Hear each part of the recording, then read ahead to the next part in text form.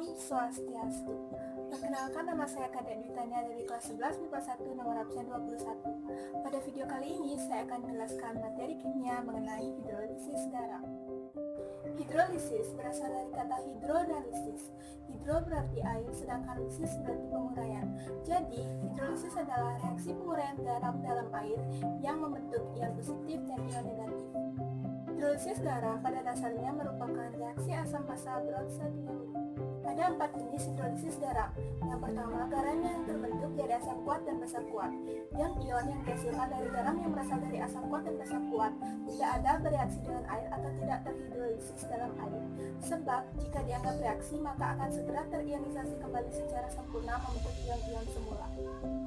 Oleh karena itu, konsentrasi ion H+ dan OH- dalam air tidak terganggu sehingga larutan bersifat netral.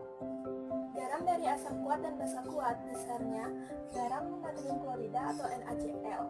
Larutan garam ini memiliki pH yang tidak berubah dan sama dengan pH air murni. pH-nya yaitu 7 sehingga larutan bersifat netral. Yang kedua, garam yang terbentuk dari asam lemah dan basa kuat. Garam yang berasal dari asam lemah dan basa kuat jika dilarutkan dalam air akan menghasilkan anion yang berasal dari asam lemah. Sehingga garam yang berasal dari asam lemah dan basa kuat akan terhidrolisis sebagian atau hidrolisis parsial dan bersifat basa. Apa itu hidrolisis parsial? Hidrolisis parsial adalah ketika garam direaksikan dengan air hanya salah satu atau sebagian ion saja yang mengalami reaksi hidrolisis, sedangkan yang lainnya tidak. Komponen penyusun garam yang mengalami reaksi hidrolisis parsial ialah asam lemah dan basa kuat. Begitupun sebaliknya. Garam dari asam lemah dan basa kuat, contohnya garam natrium asetat atau CH3COONH.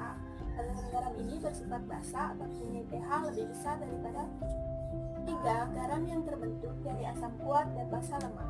Garam yang terbentuk dari asam kuat dan basa lemah jika dilarutkan dalam air akan menghasilkan kation yang berasal dari basa lemah. Sehingga garam yang berasal dari asam kuat dan basa lemah akan terhidrolisis sebagian atau parsial dan bersifat basa. Garam dari asam kuat dan basa lemah contohnya adalah garam amonium klorida atau NH4Cl. Larutannya bersifat asam atau mempunyai pH lebih kecil daripada 7.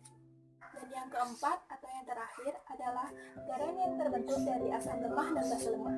Garam yang terbentuk dari asam lemah dan basa lemah di dalam air akan terionisasi dan kedua ion garam tersebut bereaksi dengan air.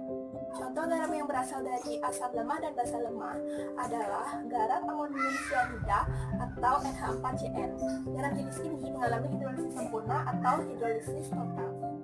Apa itu hidrolisis total? Hidrolisis total adalah peristiwa hidrolisis dari seluruh garam baik ion positifnya maupun ion negatifnya membentuk basa dan asapnya kembali.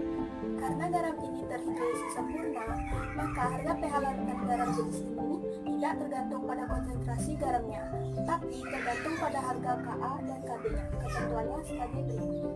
Yang pertama, jika Ka sama dengan Kb, maka larutan garam bersifat netral atau mempunyai pH sama dengan 7. Yang kedua, jika Ka lebih besar daripada Kb, maka larutan bersifat asam atau mempunyai pH lebih kecil daripada 7. Yang ketiga, jika Ka lebih kecil daripada Kb, maka larutan bersifat basa atau mempunyai pH lebih besar dari 7.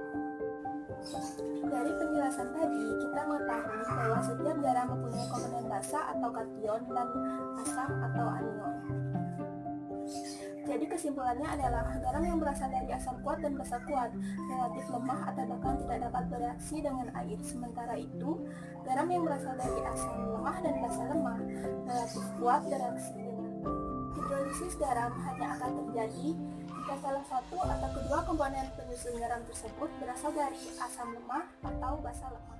Jika komponen garam tersebut berupa asam kuat dan basa kuat, maka komponen ion dari asam kuat ataupun basa kuat tersebut tidak akan terhidrolisis. Bisa kita lihat, ini adalah rumus penentuan pH asam basa hidrolisis garam. Baiklah, cukup sekian video dari saya. Akhir kata saya ucapkan terima kasih. Om Santi Santi Santi Om.